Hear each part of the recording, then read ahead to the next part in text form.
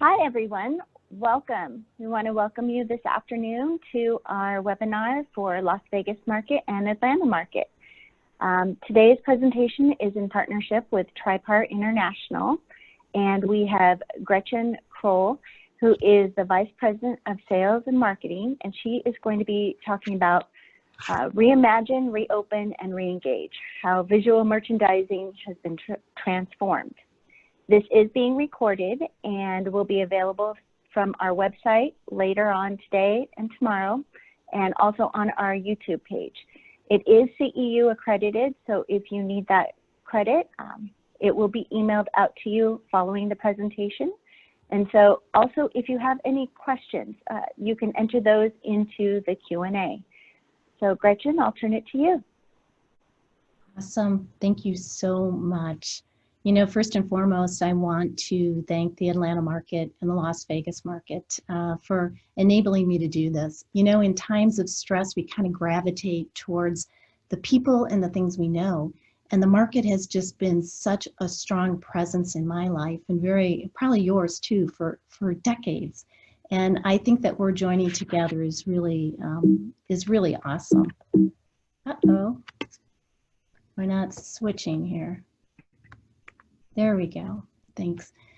So I want to welcome you. I am Gretchen Kroll from Tripart International. We manufacture functional displays, and really I run this business with my sister. Our whole process has been helping independent retailers and large key accounts and visual designers create environments in the store that are really powerful. In today's webinar, I am hoping that you really see your business through a new lens and create a stronger environment post-COVID. I have it broken up into 3 different segments. First of all, I'd like to get into a little bit about the new retail and understanding the changing perceptions of consumers and how we can adapt. Really what opportunity there is for small businesses, building our brand and taking this step into the next decade. And then the majority of my presentation is going to be about how to create visual design in 2020 that really engages customers. You know, COVID has really changed human perception and how we buy. And, you know, the way people interact, we've spent months kind of locked up in our homes and staying away. I've stayed away from my parents, who I dearly love. And it is all because there is this invisible virus. And that virus is really changing how we communicate and how stores display. It leaves a huge opportunity for us. Before we kind of get into the visual display, I wanted to talk a little bit about what those undercurrents look like. And, you know, I have done most of my research and most of my history is in how do people feel at that retail level. So I found some research, and back in April, only 34% of Americans felt safe going to the store. That's just a massive shift. That is very, very real in terms of how do we relate to those groups. And then in June, I was trying to find more detail that was kind of talking about consumer behavior. And you can see that in June, 48% of Americans were concerned for their own health and their well-being. Those are big numbers. And 60% of them were concerned about the well-being of their families. So you can see that there's this underlying fear, and we've all felt it, and it's changing how we are interacting. You know, this major shift, I did a little bit of research and I found this from Accenture. And essentially, Accenture was looking at what it is that businesses need to do to survive. And I really found it so interesting because it nailed it on the head that we really need to redefine, rethink, and reconsider our businesses. Personally, and you know, I run a small business, it really hit home, and COVID has been such a tremendous opportunity for me personally. It's enabled me to really focus on the things that are important to me in both my personal and professional lives. And it has enabled me to kind of prioritize and put those functions together. And you know, as I visit with independent retailers, I am always amazed why and how they got in business. And I'm hoping that as you know, we kind of redo your stores and set you up for the next decade, that you really go into your heart of hearts and figure out why you got into this business. You know, I don't know if it was you had a granddaughter and you opened up a children's shop, or if you have a salon, but really connect to the things that are important to you. And you know, all the research, and it is everywhere, that there is a huge opportunity for independent retailers or for small businesses. You know, people, American Express is encouraging me as a shopper to go local. Statistics show that people will pay more. And in reality, it makes a lot of sense, because when we go away from the masses, when we're afraid, we contract, we pull in, people pull in. We're not going out. We're conscientious of where we're shopping and where we're buying. And so you can see how developing connection at this time as a small independent retailer is just a huge opportunity. You know, let's talk a little bit about the fear, because I loved this email campaign that I got from Home Goods. You know, I get campaigns all the time because I'm always kind of looking at what different retailers are doing. And it amazed me, to be honest with you. It took me off guard, because Home Goods, they were not selling me anything, telling me about their great container or their incredible prices. The thing that they're doing right here is meeting me where we're at. They know those statistics and they know the fear that consumers have. And they are inviting me, this is their invitation to their store, because they know that if they can't get me into the store, their sales will be nothing. And so it is kind of with that undercurrent of meeting consumers and helping them come to your store, be that invitation. You know, consumers with their new securities, proximity is an issue. You know, those tight quarters, we know it's invisible. I don't know if you have it or if I have it, but we are going to be very, very careful when we're engaging. You know, I have been at the store myself. I was at the grocery store just the other day, and there was kind of a bunch of people congregated by a product that I wanted. I literally left the store with being 10 feet away from what I wanted, just because I didn't feel comfortable in that social distancing. And that's what retailers need to deal with, is creating those environments that feel good. You know, I think it's kind of funny when you think about it, because I have literally spent decades helping independents create an atmosphere. I mean, how much have we talked about it? You know, environment, atmosphere. You want to trigger that feeling into the customer. And you know, I want us to understand how our site works and how it triggers feelings in our body. So let's just pretend for a second that you're out shopping at the store and there's two doors and they're both bathrooms. And behind door number one is the bathroom on the left, and behind door number two is the bathroom on the right. Now, if you kind of just do it slowly, we all know this is hypothetical. We all know it's hypothetical, but feel it. Look at bathroom number one and try to feel that energy in your body, and look at bathroom two and feel it. And essentially, we don't know that COVID is any more present in bathroom number one or bathroom number two. A matter of fact, it might be more present in bathroom number two, because probably more people would frequent that bathroom than the one on the left.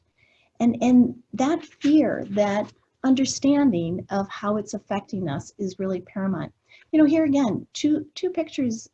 You've got New York City and you've got a park on the right. Take a minute, look at the picture on the left, and just see if you can feel it arise in you. You should be able to, because our brains are designed that way to try to protect us. And that would be giving us anxiety, or some people anxiety, all of us in some sense. And now go to the right. And it's a very different feeling that we get as we look at that picture. You know, I think if I had to poll everybody on our call today, we would, and I said, you get to go to either one of these, you would probably all vote to go to the park. And it's just fascinating that we've had that push in this time. So our number one strategy in terms of bringing people into your store is to make them feel safe. That's it. We're going to visually make them feel safe. So what does that mean? You know, I pulled up Maslow's hierarchy of needs because in our industry, our stores are right here. It's about loving and belonging. It is about connection. And this is where we are always trying to trigger those good feelings and those good responses. But the reality is people aren't here right now. Consumers are down here. They are concerned about their safety. They're concerned. Some of them are even lower when they've lost loved ones or they are high risk. So it is right here that we need to meet that consumer. So as we talk about it, I want to talk a little bit about the science of how we see. Why is it that what we see triggers these feelings? And when you look at our senses, they are all there to give us pleasure or pain. We seek pleasure and we always want to avoid pain. That's what we have with our senses. So if you smell smoke, you immediately want to avoid pain and you look for where that fire might be. If you hear a screeching halt, you might grab your daughter's hand before she goes into the road. So these senses are very primal and they're trying to keep us alive. Our eyes are the most fascinating because our eyes are the one sense that has a scanning. We are constantly scanning. It is proactive in terms of searching for pleasure or for pain. So how our eyes function really are, it's scientific. There is, in terms of visual display, understanding the primal functions of how we see is really important to how we build our displays. So I kind of want to play just a little bit. Here we have a rectangle. And you know, when I threw this rectangle up on the screen, every single one of you, what happened in a split second is you saw that rectangle. The way that the little circles are, how many circles are, that was easily thrown into it, but it was our brain sees in big pictures. So, you know, I threw this square in here, and what I know is that every single one of you scanned left to right and you hit the square. If you try to keep your eyes away from the square, maybe to the left of the square or to the right of the square, you're going to notice that your eyes always want to gravitate towards that square because that's the way our brains are functioned. Our brains are designed to look at what's sticking out or what's different. You know, there's so many different principles and we're only going to talk about a couple. But this is, you know, when you talk about focal points, that square is really representative of that. Okay, so and you know, when we're scanning, I was thinking just like a hot stove, you know, if you put your hand onto a hot stove, your instinct is to immediately grab your hand out. That is the same as when your eyes scan. Your eyes are meant to keep diverting and going around and figuring out what's good and what's not. Okay, so we got back to this one. I'm jumping forward and we have these same dots. We've got 18 of them. When I switch here, we still have the same amount of dots. We just have two groups. By putting a little bit of space between these dots, I have totally rearranged what you saw and how your brain interprets the data. You have a different story. Each and every one of you went from left to right. Each one of you just saw the big and the small. It changes the environment, white space, and that's what we're going to focus on. You're going to become a design expert on white space as you run around the stores in your home. It is single-handedly the most important design principle that we can know today. And I think in general, that's going to help you design your store. You know, let's talk about the power of white space. Many of you, when I popped this up, you looked at the list up on the top. You looked at that block or that rectangle of words, and you saw the words. Majority of you went right down to the bottom to be able to interpret it. because our brains don't want to have to overthink. We want to give this instantaneous. We want bits of information that we can digest. We want our eye to go through this flow. And so the white between the words is really what gave meaning to us and what quickly helped us digest the information. You know, Amazon, they clearly know white space. You can't load something onto Amazon without white space. So understanding the importance of white space is really paramount to your store design. So let's talk about how we apply white space, or where is white space? You know, first of all, your storefront. Single-handedly the most important part of where your white space is. Defining that store. I can't tell you how many parking lots I've had to drive into to try to figure out if the store is still in business or if it's there. You know, I visited with my favorite designer, Mark Thomas. Mark is a designer who has helped me on a few projects. I was so excited to contact him and ask him if he had any advice for this webinar. And you know, what amazed me is I thought he was going to tell me about some fabulous thing inside the store. He's just got such great ideas and creative. And when I asked him, it impressed me. He jumped right to the front of the store. He said, "Oh my gosh, Gretchen, I would spend my time and my money and my efforts up at the front of the store." He, like Home Goods, knows that they can't get me in unless I feel safe and unless I know that I'm open. He said he would, you know, have welcoming visuals outside his store. He would prop the door open. He would show them. He would have an employee out there with social distancing, with a mask, and he would engage with the customer to try to develop a relationship kind of in a crazy time. You know, those first impressions, what you can do outside, are so important. Retailers, if you're a standalone shop, if you're in a mall, if you are in a strip mall, you've got window space there. And people right now, we want to feel safe and we want to feel connected. We want to know what that store is all about. And so utilizing the opportunity of your window really is exciting because, again, it's emphasizing that space. It's giving my eyes something that I'm going to stop and look at. There's so many different things that you can do with your windows. You can have an artist draw on them. I've got a daughter who is awesome at that. You can have decals, which are very inexpensive and a great way to have a lot of impact. I love this picture in particular on the left, the flowers, nature. It's just a sign of light. It's giving that drama, really hiding what's back there and giving a message. You know, you can develop brand. There's just so many different things that you can do. One of the favorite things that I always buy flowers. Flowers to me can really change any environment and really make it feel welcoming.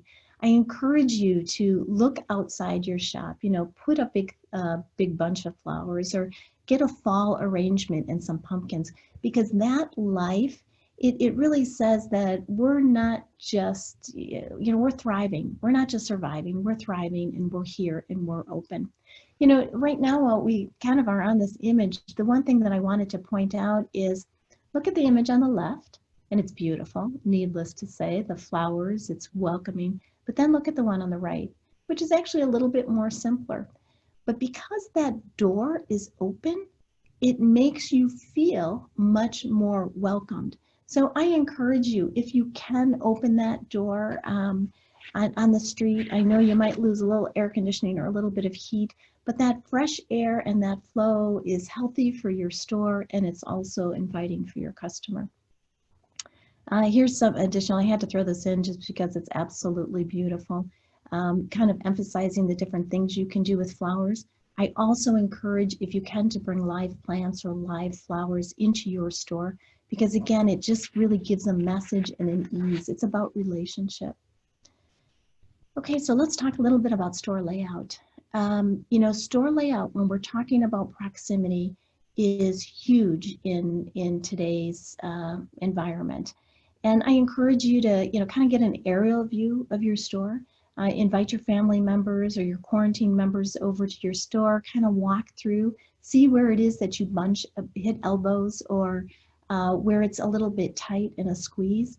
I would especially look at that cash wrap. You know, you want people as they're waiting to not only keep your employees safe, but to keep that customer safe and helping them know what it is you can do. You know, when we talk about retail space, I know every square inch is figured out and it's monitored. I sat on a panel with a retailer and he was saying, man, I don't know what's going to happen, but for Christmas, I'm going to have to jam everything in there. And I thought, ooh, he's missing it. He's missing it. Because we've gone from, you know, usually there's about 4.5 feet between displays so that wheelchairs or strollers can get through. Now the social distancing rule is 6 feet. It's 6 feet. So you want to push those tables together. In this instance, I've taken a few of the tables out. You know, there's a science regarding store layout, and it's really fun for us to plan or to do another webinar on. But the important thing here is when we were talking about white space earlier, by pushing those tables and those fixtures together, essentially we create more white space. And so with more white space, I can assure you, we can make those displays really sell like tigers, really sell by building them up a little bit, by putting them in, and by making, most importantly, the customer feel comfortable. You know, by pushing them out, we get a really airy feel. We don't want to have sight lines that people can't see. People don't want to be captured in a store anymore. They really want to be able to feel the air or feel free enough to wander safely. You know, this store, you can see there's books. I can see where the jewelry is. I can quickly process information and find what it is that I want. This image I took at the mall a few weeks ago. Look at the picture on the left. I mean, they've literally pushed their fixturing way back, way back. They are inviting me in. They are showing me that they are COVID ready. What's kind of ironic is this is in the same mall, the one on the right-hand side. Both of them are major retailers. The store on the right, if you can see, their doorway, I would say was about 6 feet. So they're right within that social distancing. I like it that they pulled a little bit out front to kind of entertain me, but it really looks like a little bit of a war zone. You know, you've got the signs all over the place. I've got this additional 50% off. I feel very congested even coming in. To me, this one doesn't say, Gretchen, come in and shop. It says, this is an emergency. You know, we're going out of business maybe even. The message is very, very different from this one that says, I care. This one says, I'm trying to get rid of stuff. You know, my son lives out in California. He helped me with one of my webinars, and I didn't even know he was really listening to it. But when he flew back out to California, he called me and he said to me, oh my gosh, Mom, I cannot believe it. My favorite store, World Market, they did what you said they were going to do. Now, I don't know if any of you have shopped in World Market, but it's usually like a scavenger hunt. I mean, you're usually going around and digging, trying to find stuff a little bit disorganized. These visual designers understand that in order to get people into the store and to keep them in the store, they need to open those aisles and clean it up. I had to go back to Home Goods just so I could do my investigation. And I have to say, I was really impressed with the actions that they are taking to fight off COVID. They have, out in the front, they had pulled furniture out in the front. I remember when I pulled in, the parking lot was full. And I thought, wow, they've done their deed. I was greeted by a woman who was masked, extremely friendly, cleaning the carts, pointing to me which cart I could take and explaining to me the signs on the floor. You know, and if you look at the picture on the right, they really cleaned up their store. Things were extremely organized. As a matter of fact, I saw a bunch of people in the store cleaning, and outside they had a store that they were hiring. I can promise you that those people were hired to come and clean the store and to organize. They didn't need more cashiers. They were there to help keep things organized. So let's just really quickly apply this to maybe your business. You know, you're an independent retailer. To put all of your candles or all of your jewelry, group categories together so that when people are looking or they're coming in to purchase something, they can easily find it. You know, both of these examples are pretty simple because in one instant, you can kind of see, oh, I would like to look at the jewelry. There's not a lot of touching or fondling that has to go on. You know, this image was actually, especially the one on the left, I think it could win an award. I mean, it's absolutely beautiful. It is reminiscent of 2019. It's reminiscent of that unique feel that retailers have been trying to get to. But in reality now, people aren't, they don't want to come and they don't want to have to search long. They're worried about their health. They're worried about the other people in who might be coming. They don't want to pick up and find and touch things. They want to find what it is that they need and move on. So, you know, I wanted to toggle between these two because when you toggle between them, you can kind of get a feel for the park in New York City. The park in New York City. It's really, really a very different visual presentation than expected from before. Okay, so here I love this one. It's I think a great example of white space. You know, here you have stuff. You've got this white wall that's going right down here. That's a natural divider of white space. And then you have clothing. So when people are walking by the store or walking past the department, that's what they see. They see stuff and then they see clothing. Now this particular retailer did do something that was awesome. And the thing that they did is they color blocked those clothing. So literally when I'm going through, my brain digests right away, oh, orange is my grandson's favorite color. I could get him some orange. So it's taking me deeper into that story as opposed to the stuff. This is like that block of words. It's too hard for us to be able to digest it and look at it, and our eyes are going to scan right away from it. Now this image on the right is quite different. It has a great use of white space. You know, I look at this retailer, if I'm cruising by this particular store, I can see that they have white pants that would be really cute for my granddaughter. I can see that they have a multitude of sizes. If you notice, they have sizes that are packed by size. So I'm right away already making that deduction, but that chances are really good they have a size. And you know, I never knew they carried hats. Orange is a great color. In just seconds, it's easy for my brain to be able to digest that information.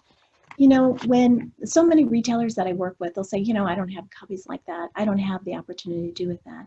Yes, you do. Yes, you do. By just squeezing your displays, even if you had a wall that was all pegboard, by leaving a little space, you know, 6 inches between the collections and putting those collections in a way that people can comprehend it easily. I wanted to really quickly talk about signs because signs are really important in terms of how they make us feel.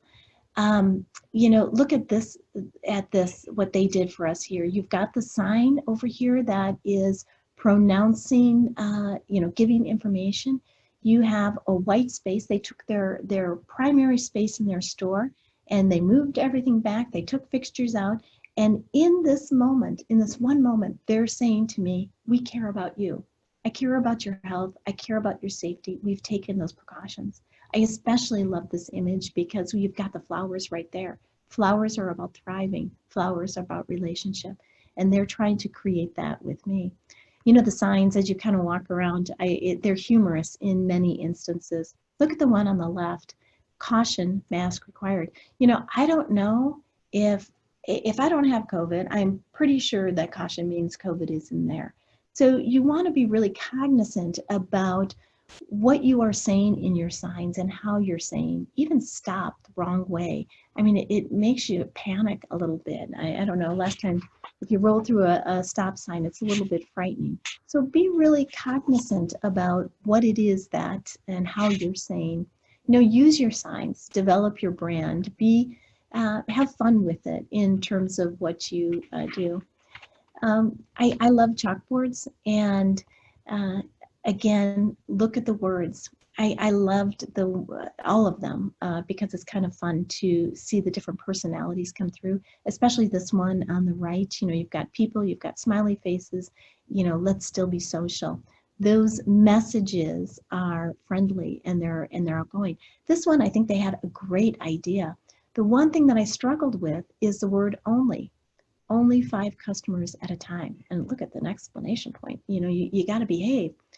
If they would have taken that only out and said, we serve 5 customers at a time to keep you safe, that gives it a totally different perspective versus a rule. This was just taken, one of these, I think it was like at a Walgreens. Color, so important. Red is usually about alarm. It's stop. It has an emotional connection.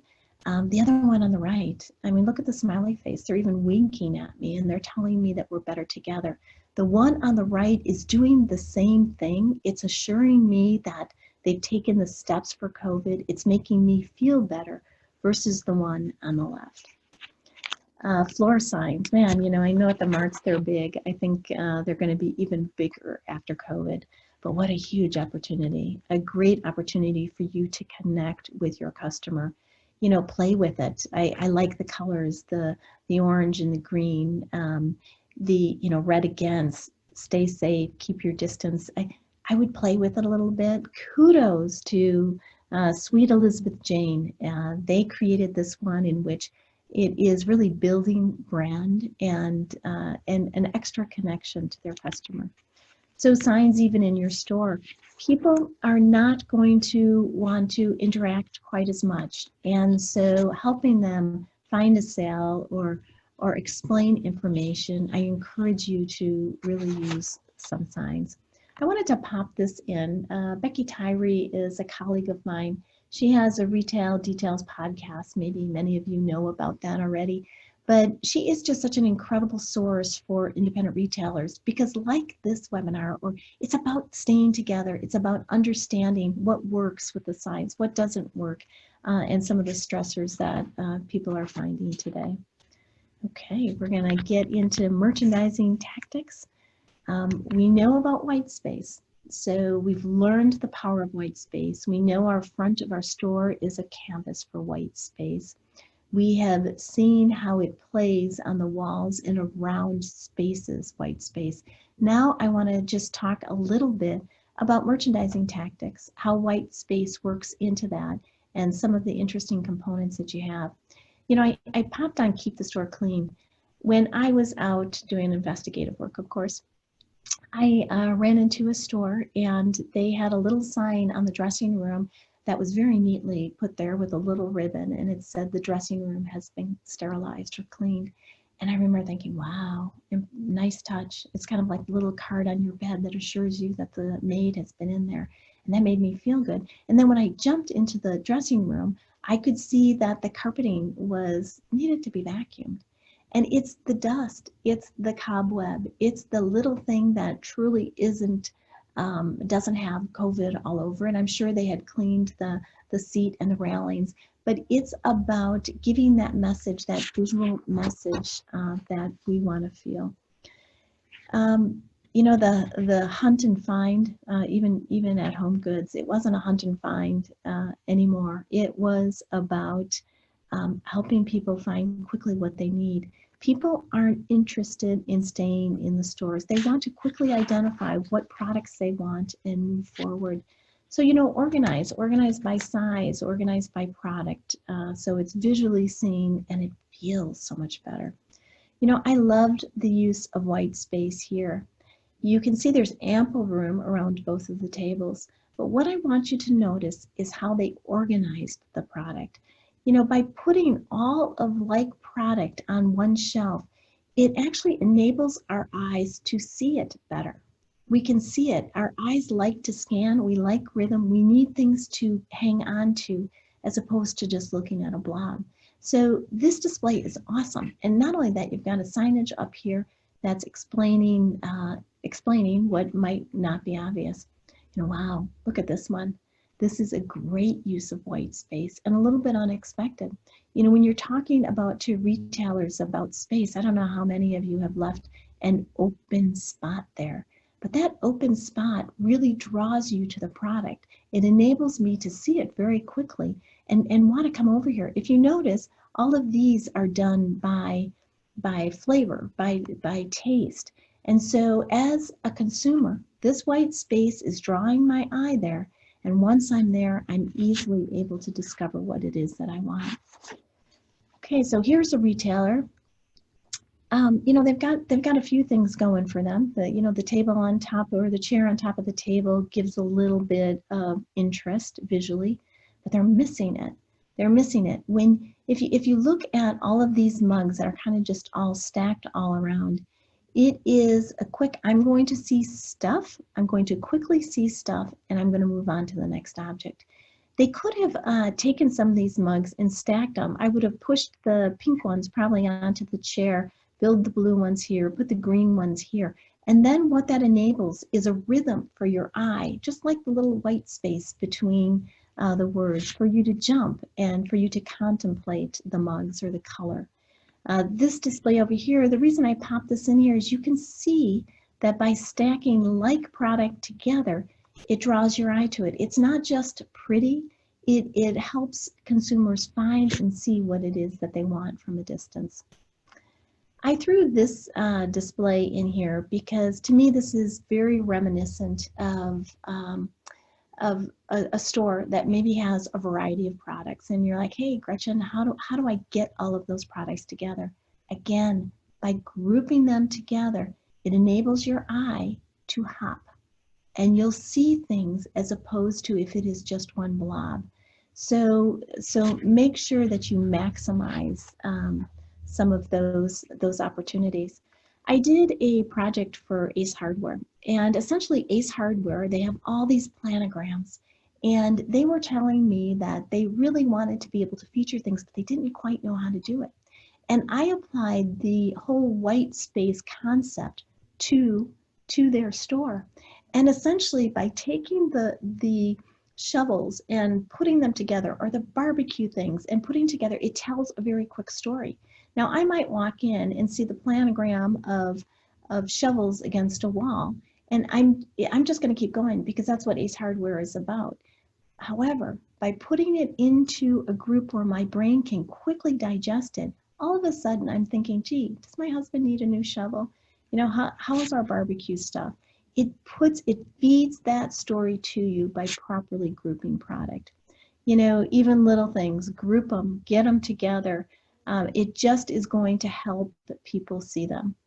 You know, these stores were side by side in the mall, and I thought it was really interesting and a great example of grouping and proper display.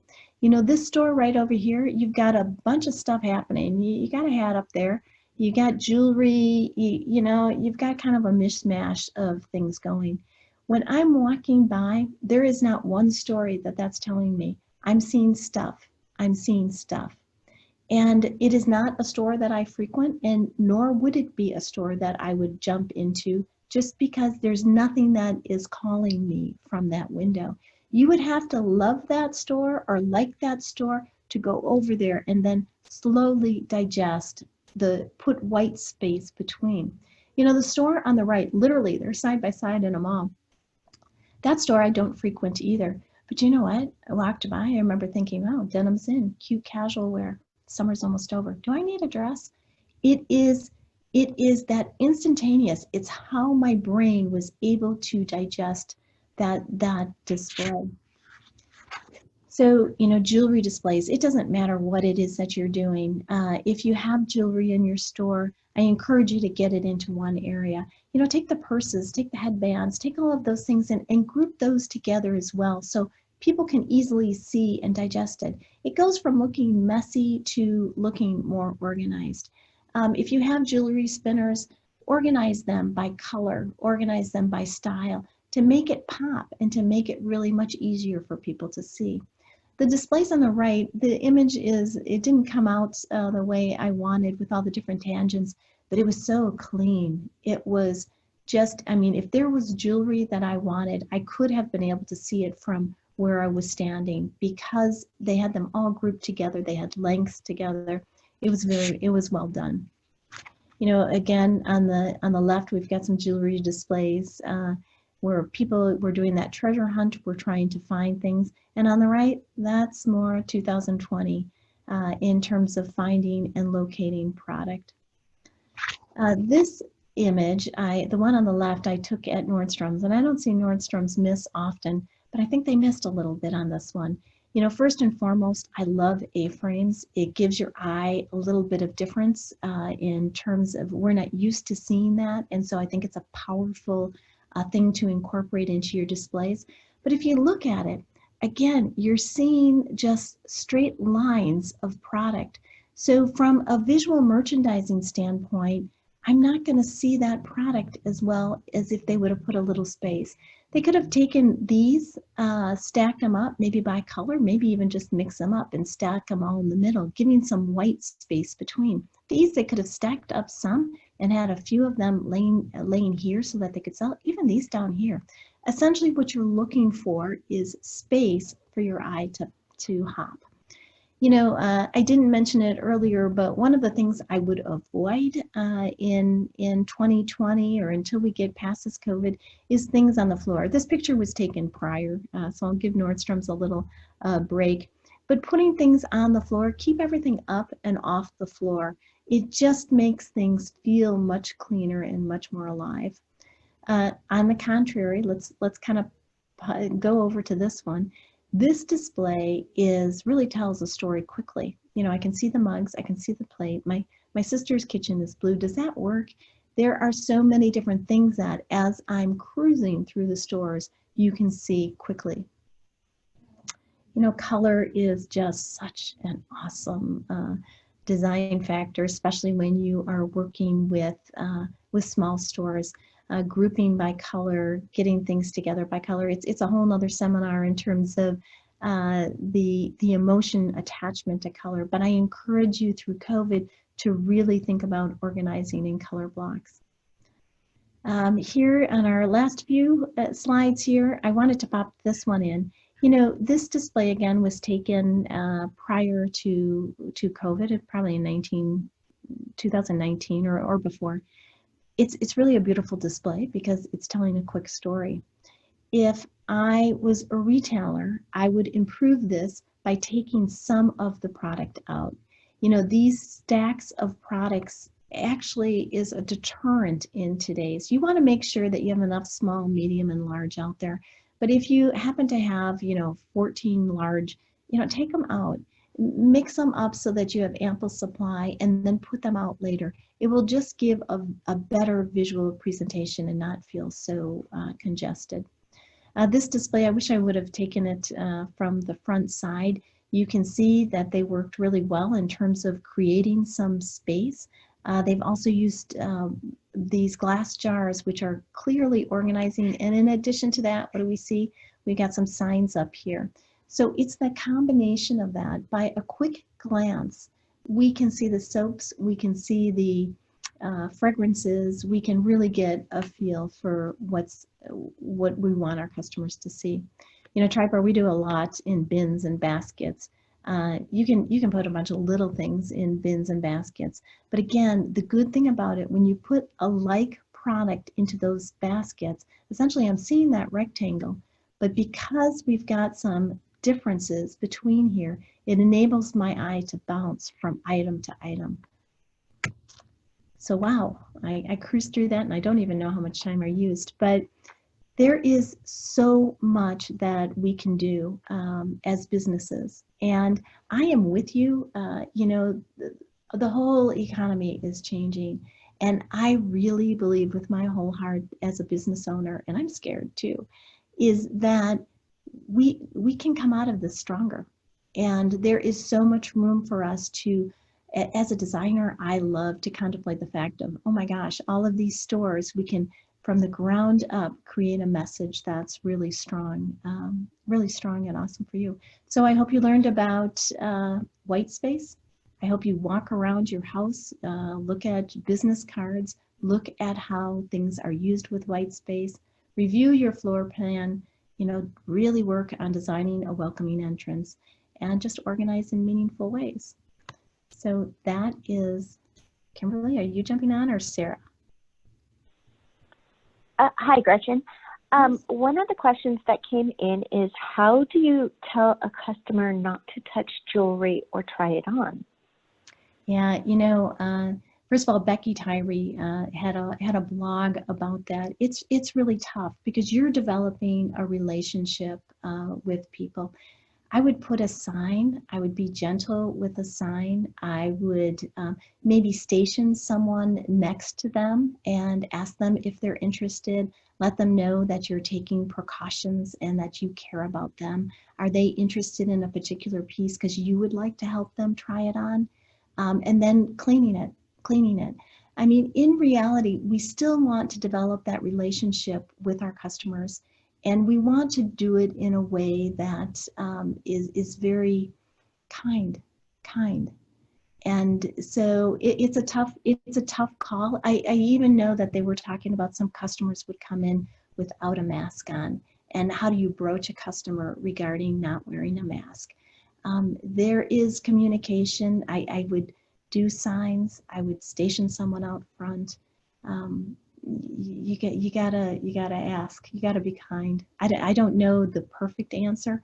I would definitely, as a store owner, position someone to help them with the jewelry and to let them know that, there's concerns. We want to make sure we keep it clean. Is there something? May I help you with something? That would be my recommendation.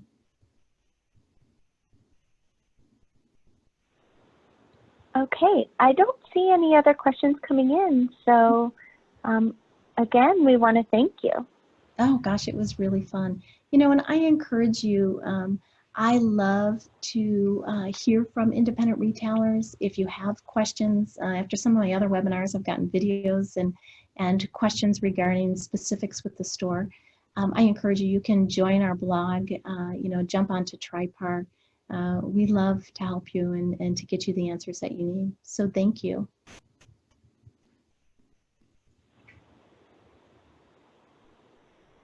Thank you again, Gretchen. We appreciate your time and taking this, putting together this presentation. It was really well done and very informative to all of us who were here. And again, this is being recorded. If you missed any part of it, you can revisit our YouTube page and websites later on, and it will be available. And this is CEU accredited, and that information will be emailed out later as well. Again, hope you have a wonderful afternoon, and thank you for joining us. Hey, Gretchen. Yes. We actually have another quick question that just came in from Alice. She's asking you, what's the best way to put different colors on display? Oh, wow. Alice, that's a great question, and it's huge. There is really a science to color and how we see and digest information. So the textures, I don't know if you have one of those rings in terms of color that talk about the complementary colors and how things work together. Oh, wow. You're going to have to join my blog, because I will definitely have a full-fledged thing on some of the things that you can throw to color together. But if you noticed in some of the images that I had that color blocking, whether it is the clothes or having, I always like to work with maybe 3 colors that I'm pairing together. And so I would narrow it so that the eye can jump. I would clump some of those colors together, those complementary colors together. Design to me is very much like getting up and getting dressed in the morning. I mean, what colors do you put on? You intuitively, believe it or not, know it. And looking at what matches, what doesn't match, there's a feel in there that once you start to play with it a little bit, it's fun. And throwing crazy things, odd colors in there, it gives your eye, again, is scanning for the unexpected. And so when it scans, if those blocks of color are clear and defined, it really is going to draw your customer to it.